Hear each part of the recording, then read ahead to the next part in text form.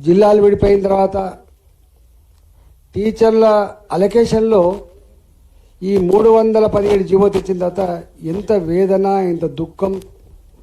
ఆ తదుపరి కొంతమంది టీచర్లు సూసైడ్ చేసుకోవడం జరిగింది, కొంతమంది టీచర్ చనిపోవడం జరిగింది.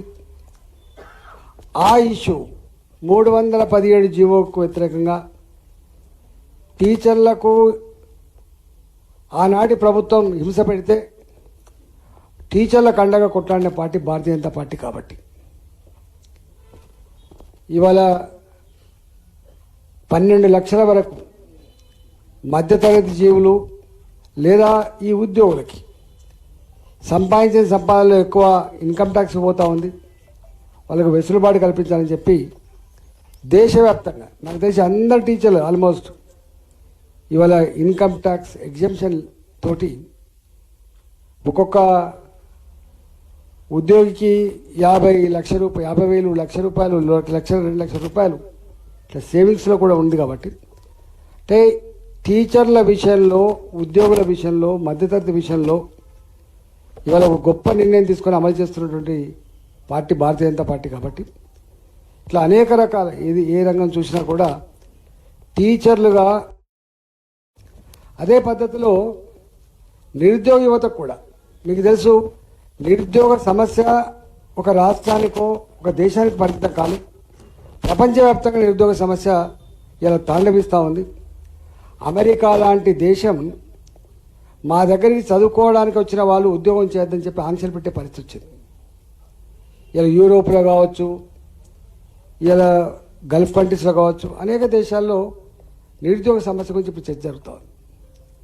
మోడీ గారు ఈ దేశంలో ఉన్న చదువుకున్న యువతని కనుక మనం ప్రొడక్షన్లో భాగస్వామ్యం చేయకపోతే, దేశ పురోగమనంలో భాగస్వామ్యం చేయకపోతే ఈ దేశం యొక్క ఆర్థిక వ్యవస్థ బాగుపడే ఆస్కారం లేదని చెప్పి గమనించి దాన్ని ఇన్వాల్వ్ చేసిన ఫలితమే ప్రపంచ చిత్రపటం మీద 11వ ఆర్థిక వ్యవస్థగా ఉన్న భారత్ ఇవాళ 5వ ఆర్థిక వ్యవస్థకు ఎదిగింది. ప్రపంచవ్యాప్తంగా కరోనా సందర్భంలో రెసిషన్, ఎకనామికల్ రెసిషన్స్ ఉన్నప్పటికీ కూడా తట్టుకొని నిలబడ్డ దేశం భారతదేశం. కాబట్టి 2024-25లో కేంద్ర ప్రభుత్వ బడ్జెట్లో మొట్టమొదటిసారిగా నిరుద్యోగ సమస్యను ఎట్లా పరిష్కరించానో ఒక ప్రణాళిక రచించి 4 లక్షల కోట్ల రూపాయలు బాజాప్తా బడ్జెట్లో పెట్టి నిరుద్యోగ యువతకి ఆదుకోవాలని చెప్పి ప్లాన్ చేసిన ప్రభుత్వం ఇది. మొన్నటికి మొన్న మీరు చూసిండ్రు, పోయిన సంవత్సరమే కాకుండా ఈ సంవత్సరం కూడా చదువుకున్న పిల్లలు స్టార్టప్స్ కోసం కానీ ఏదన్నా వ్యాపారంలో ఎంటర్ అయితే వాళ్ళకు సపోర్ట్ చేసే పద్ధతి కానీ, ఇప్పటికే నిరుద్యోగ యువత చిన్న చిన్న కంపెనీలు కావచ్చు, ఏదైనా మ్యానుఫ్యాక్చరింగ్ సెక్టార్లో వస్తే వాళ్ళకు సపోర్ట్ చేసే పద్ధతి కావచ్చు, ఇవాళ స్కిల్ డెవలప్మెంట్ సెంటర్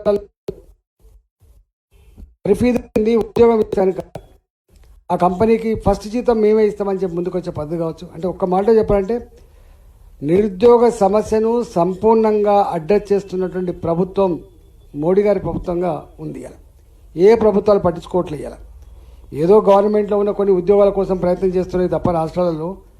కానీ ఇవాళ 97% ఎంప్లాయ్మెంట్ జనరేషన్ ఇవాళ ప్రైవేట్ సెక్టార్లో ఉంది.